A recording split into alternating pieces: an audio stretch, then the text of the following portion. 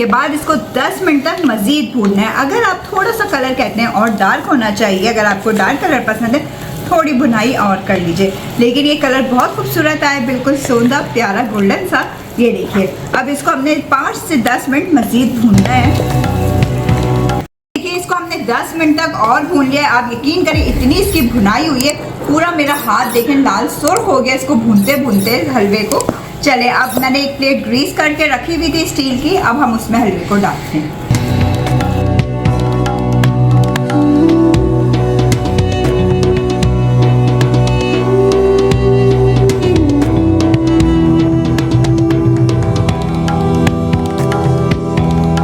थोड़े से इसके ऊपर इस तरह करके बादाम डाल देंगे।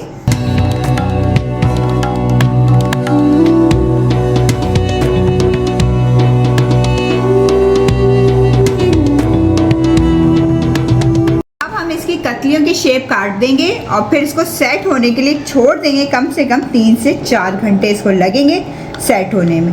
आप चाहे तो इसकी स्क्वायर पीस कर लें, चाहे तो आप कतलियों की शेप काट लें।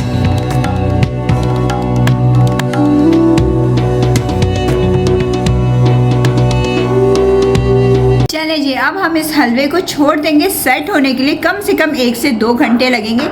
आप इसको नॉर्मल टेम्परेचर पे सेट होने के लिए रख दें। अगर आपको थोड़ी जल्दी है तो आप इसको फ्रिज में रख के भी इसको ठंडा कर सकते हैं। चलें, हम आपसे मिलते हैं 1 से 2 घंटे के बाद। ये देखिए कितनी ज़बरदस्त सी हमारी कतलियाँ जमी हैं, क्या ज़बरदस्त सा। ये देखिए मज़ेदार सा ये हलवा। इस रेसिपी को ज़रूर आपने ट्राई करना है। चलिए जल्दी से इसको सर्व कर दें।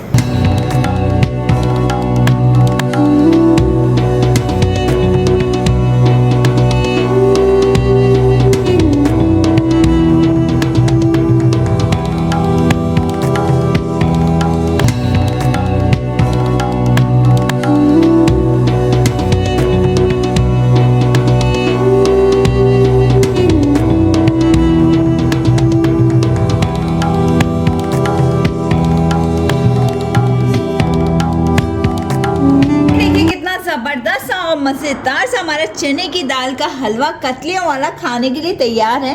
इंतज़ार किस बात का, आप इस रेसिपी को ज़रूर अपने किचन में ट्राई करिएगा और कमेंट बॉक्स में बताइएगा कि आपको ये रेसिपी कैसी लगी।